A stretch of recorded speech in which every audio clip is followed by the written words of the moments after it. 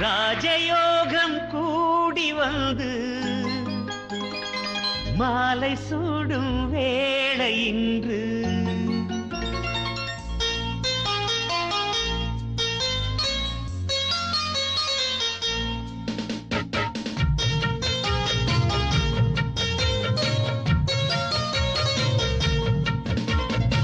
வாழ்க பல்லாண்டு கல்யாண வாழ்க்கை நூறாண்டு